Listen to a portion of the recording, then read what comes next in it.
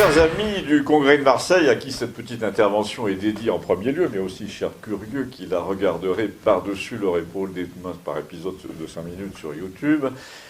je voulais, ou sur TVL, je voulais un peu plus longuement que dans la rubrique quotidienne que je tiens depuis près de 2 ans sur Internet, parler d'Europe, mais pas de la BCE, pas du Parlement européen, pas de l'Europe budgétaire,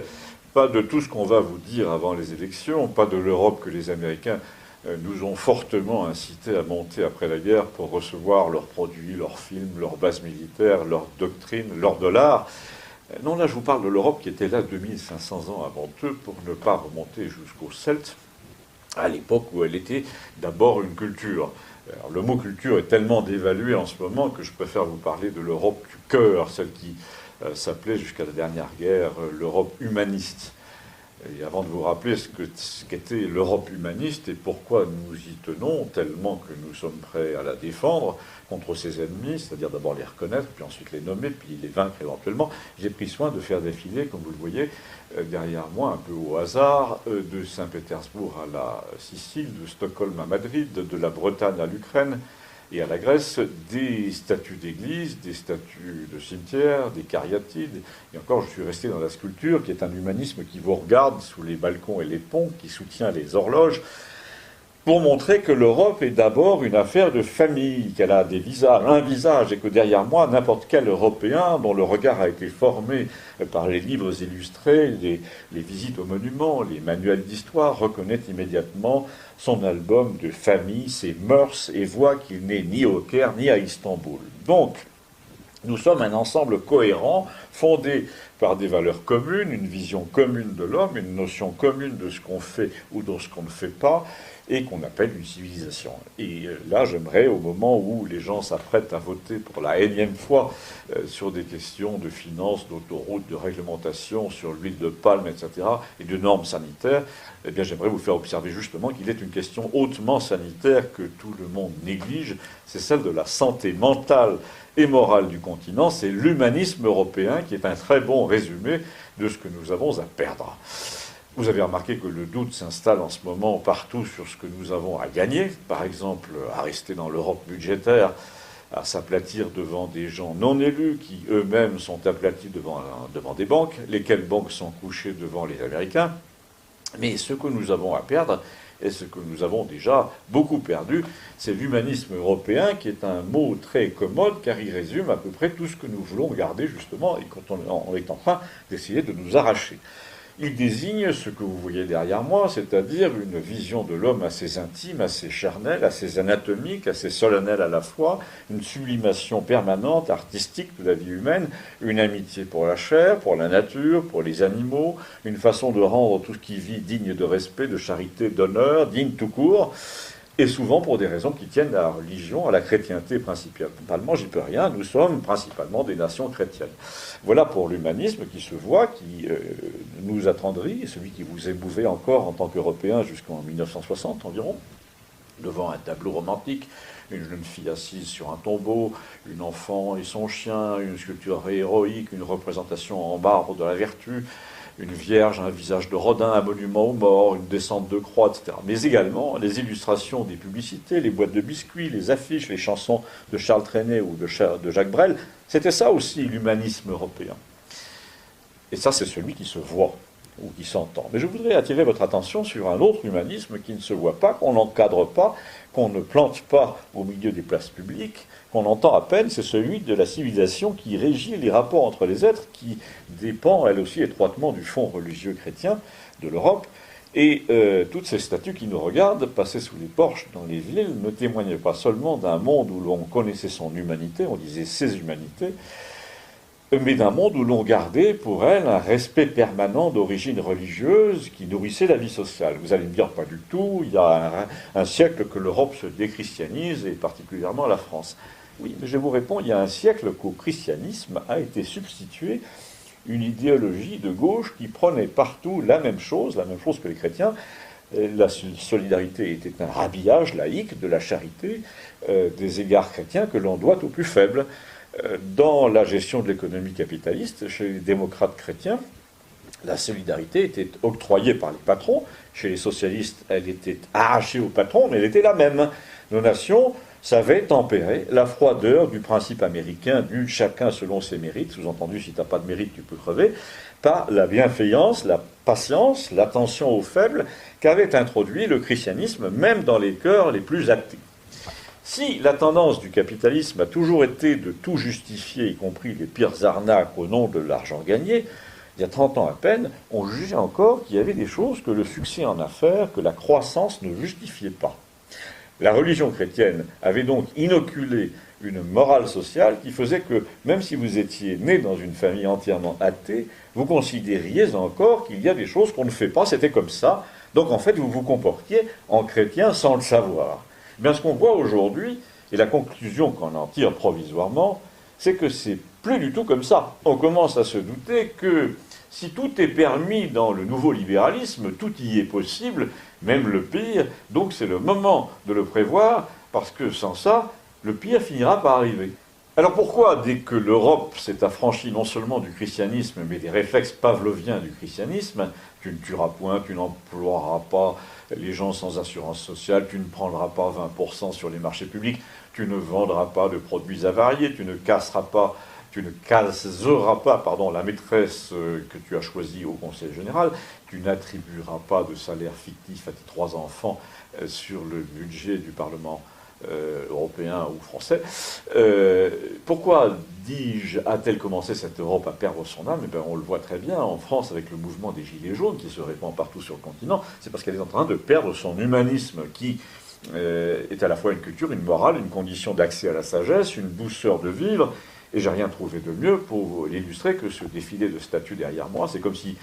tous ces gens figés dans la pierre témoignaient d'un monde qui était à leur époque encore vivable, encore attentif à la beauté inutile, alors que le nôtre devient invivable à force de nous fourguer des laideurs utiles.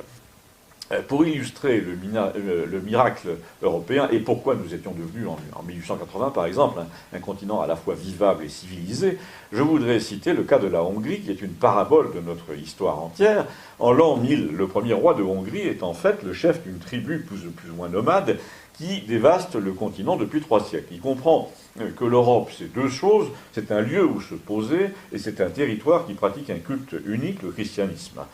Un culte idéal quand on essaie d'instaurer la patience envers autrui, envers l'autre, le négoce au lieu du pillage par exemple, et c'est une conversion sans laquelle on ne s'assied pas à la table de la civilisation européenne. Du coup, le premier roi de Hongrie décide, en signe d'appartenance à l'Europe, d'adopter un ensemble de valeurs chrétiennes et carrément de convertir son peuple.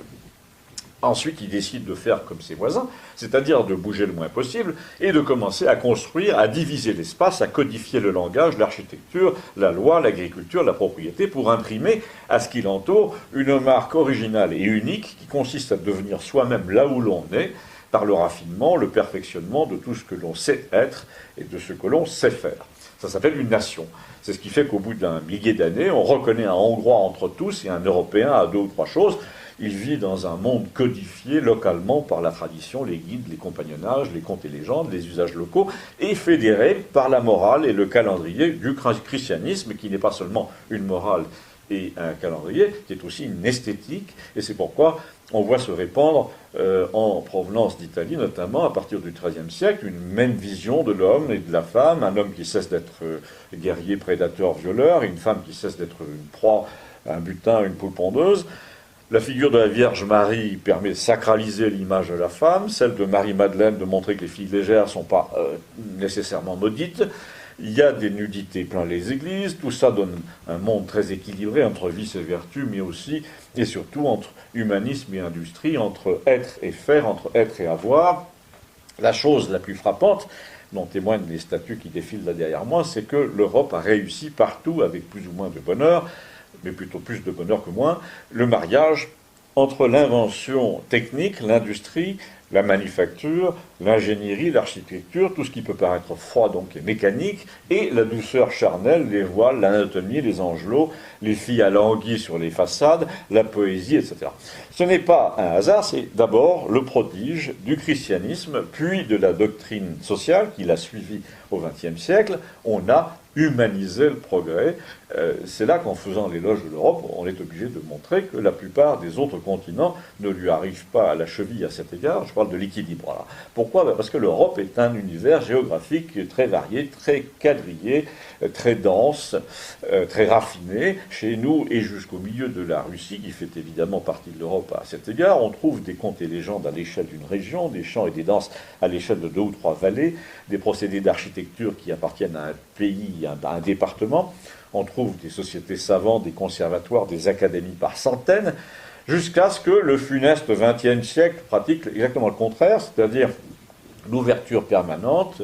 l'éventement, le désordre, la guerre des empires, la table rase, la fuite des talents en Argentine, au Mexique ou à Philadelphie, et surtout, au XIXe et au XXe, on est passé de la conquête de soi à la conquête de l'autre à travers la colonisation, l'exil géographique et le Go West américain qui consiste à faire exactement ce que le premier roi de Hongrie avait décidé de ne plus faire pour devenir et rester européen, c'est-à-dire rester là où l'on est, repousser l'ennemi, creuser, construire, réfléchir. Il s'était dit on va se poser quelque part et cultiver notre génie propre, notre terre, notre langage, notre droit, notre jardin, et ça a marché très bien, si on accepte le fait que les Turcs se soient invités chez lui pendant un siècle. Mais la mode ensuite, au XXe siècle, a été le contraire, celle du brassage massif, du métissage obligatoire, du coup toute la planète a plus ou moins adopté la philosophie des Anglais colons d'Amérique ou d'Australie, plutôt que de continuer à arpenter un continent civilisé où les codes sont de plus en plus difficiles à apprendre. Je parle d'une autre. Ils ont dit allons planter nos piquets dans l'Oregon, on repartira de zéro et au besoin on tuera les indigènes. C'est ce qu'ils ont fait. Et nous vivons là-dessus depuis la fin du 19e. Et depuis la fin du 19e, les jeunes gens mal à l'aise en Europe, dans un univers local qu'on a peu à peu vidé de toute signification, déclarent qu'ils vont aller chercher fortune ailleurs, ce qui contribue à appauvrir encore moralement l'univers qu'ils ont décidé de quitter, lequel est livré à la banalité, toujours davantage à l'absence d'humanisme, à l'absence de code de voisinage, à l'absence de ce qu'on appelle la civilisation. Et c'est là qu'intervient cette idée pernicieuse que puisque le continent qu'on a ainsi banalisé, internationalisé, devient compatible avec n'importe qui et n'importe quoi, eh bien on peut s'y inviter, on peut inviter les autres à s'y installer, on peut y installer n'importe qui pour qu'ils viennent y faire n'importe quoi. Alors tout le monde dit, ces jeunes du tiers-monde qui viennent en masse s'installer en Europe sont soumis à un appel d'air bien naturel qui est celui du confort matériel et de ce qu'on appelle à l'américaine l'opportunité. En gros, s'ils veulent quitter Bamako pour s'installer à Paris, c'est parce que les possibilités de gagner sa vie, de fonder une petite affaire, voire plus tard un empire commercial, sont bien supérieures en Europe à ce qu'elles sont en Afrique. Mais ce que personne ne dit, c'est que pour rendre la chose possible, il ne suffisait pas d'ouvrir les frontières, apparemment, de voter des subventions aux nouveaux arrivants, de protéger leurs droits dès qu'ils sont arrivés. Ce que font nos gouvernements en ce moment contre la vie de leur peuple, pour la plupart, qu'ils n'interrogent d'ailleurs jamais à ce sujet. Non, il fallait aussi abattardir un peu tout, c'est-à-dire priver nos pays millénaires de substance, de signification, de spécificité locale, de mémoire, de tradition, de ces raffinements qu'on passe une vie à apprendre. Il fallait les priver de tous ces codes, de toutes ces choses qui ont hissé les naïades et les atlantes sous les balcons, là derrière moi. Pourquoi ? Et parce que tout ça était trop dur à apprendre pour un jeune homme qui vient d'arriver de Bamako. Du coup, comment faire ? On va quand même pas fermer les conservatoires et les écoles d'art sous prétexte que les jeunes gens qui viennent d'arriver ont de plus en plus de mal à être habités par une culture d'emprunt, à reprendre ses codes, à communier avec le cœur de la vieille Europe. Il suffit pour ça de changer d'Europe, tout simplement. Et c'est ce que nos théoriciens du grand partage ont essayé de mettre en place après 1970, d'abord en commençant à débiner ouvertement l'art et les raffinements du vieux continent. C'est le sens des dégradations symboliques à la peinture rouge là, qu'on a pu observer sur les monuments en 1968 à Paris. Il fallait amoindrir le prestige de l'Europe solennelle, celle des statues, celle des conservatoires, des frontons, des kiosques à musique, de l'art bourgeois et du Collège de France. Dans quel but ? Rendre le cœur du vieux continent non seulement accessible aux gens du peuple, qui soi-disant en étaient exclus par la bourgeoisie, mais aux gens d'autres peuples. Du coup, dans tous les domaines, de la gastronomie à l'art graphique, de la musique à la littérature, on a fait sauter les codes dont, je vous le rappelle, l'accumulation est l'essence même d'une civilisation, pour les remplacer par quoi ? Nous n'avons pas le temps d'analyser tellement, mais pour les remplacer par d'autres codes plus relâchés, plus internationaux, plus compatibles avec les migrations générales. Je veux parler des codes américains, Le verre, l'acier, les villas, les piscines, deux voitures, les ordinateurs, la technologie omniprésente, la musique rock dans tous les ascenseurs, les films sur la conquête de l'espace. Je schématise évidemment, mais le propre d'une caricature, c'est pas seulement l'exagération, c'est aussi la ressemblance. Donc qu'il s'agisse de gastronomie, d'inspiration littéraire, cinématographique, etc., d'art, d'illustration, tout devient international entre 1970 et 1990, c'est-à-dire rapide, facile à apprendre, consommable, remplaçable, standardisé. Mais nous avons tous oublié dans cette affaire quelque chose, du moins les promoteurs de cette affaire, de cette illusion ont oublié quelque chose, c'est qu'une moitié de l'Europe historique,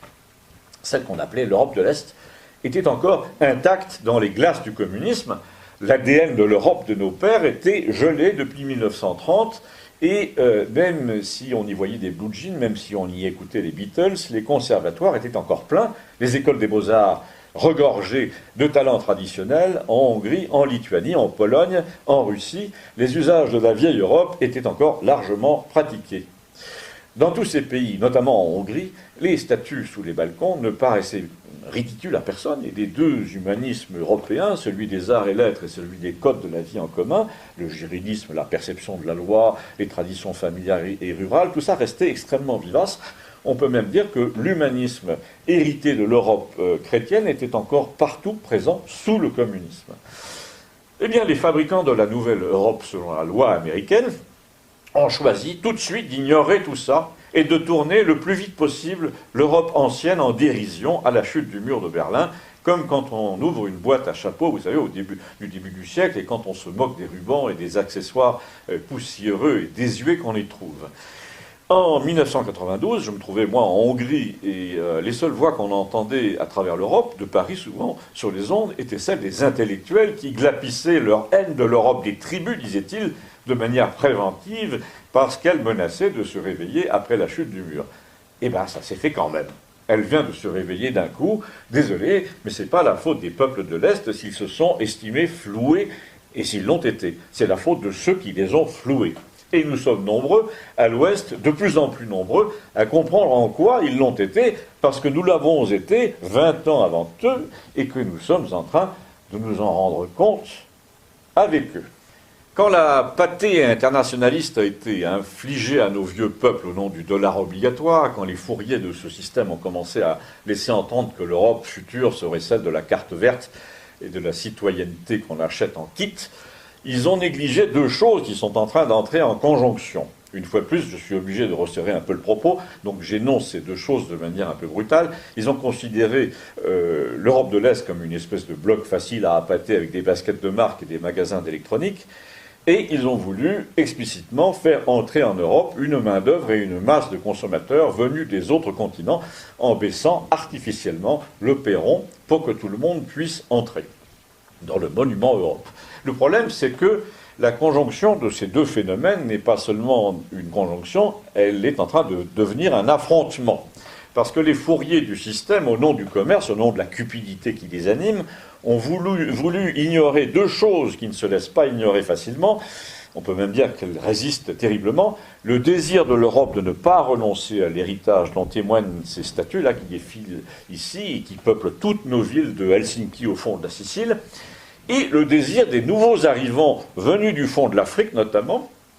de continuer à vivre selon des principes qui sont à l'exact opposé de ce que nous sommes, et à qui le buste de ces femmes au sommet des monuments, des musées, des ministères, et jusqu'au fronton des universités où nous les inscrivons, est insupportable.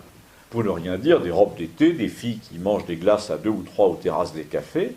Du coup, les gens qui tiennent à tout cela, veux-je dire, et notamment l'Europe de l'Est, supportent de moins en moins les gens qui trouvent tout ça insupportable. Et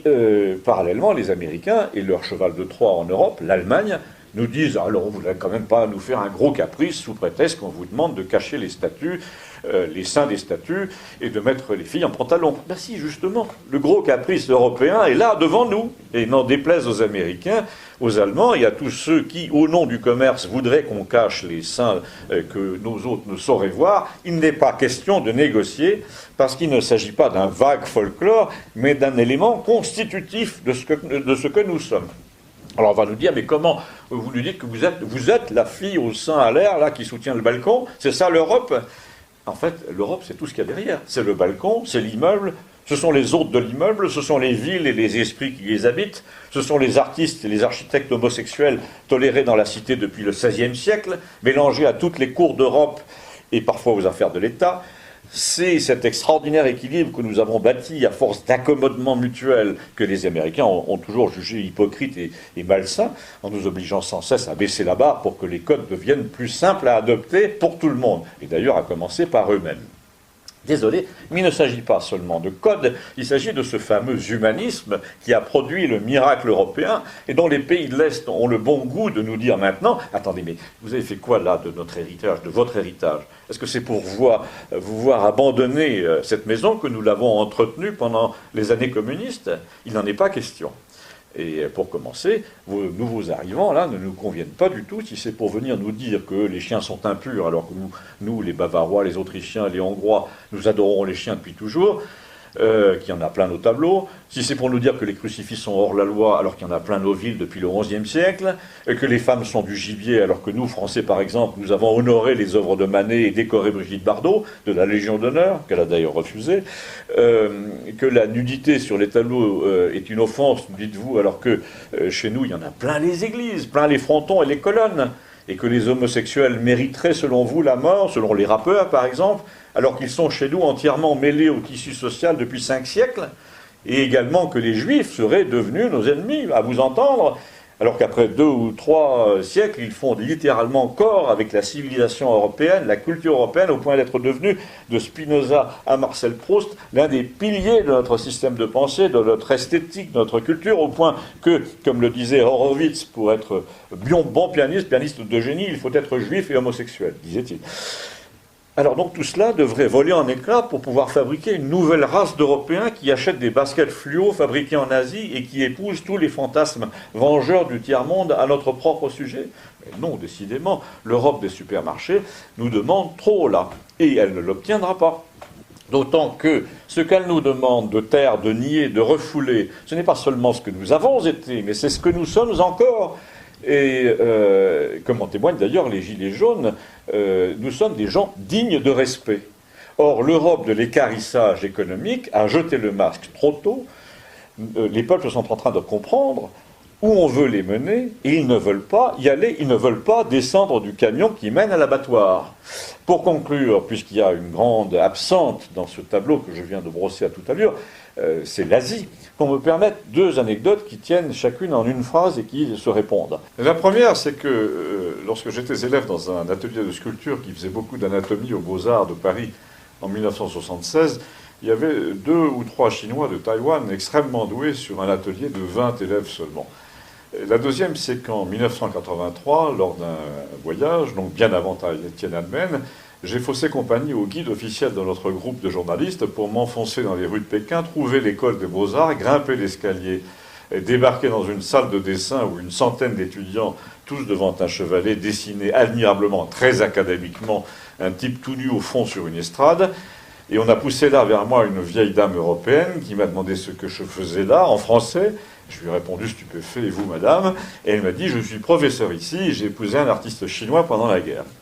Cette seule petite anecdote est là pour vous suggérer que si le débat en Europe semble encore incertain entre ceux qui voudraient effacer la culture européenne et le bloc de l'Est qui l'entretient en repoussant ses ennemis, ce sont les Chinois et sans doute les Russes qui trancheront un jour en faveur des femmes nues sous les balcons et des pianistes juifs et homosexuels. Combien vous pariez?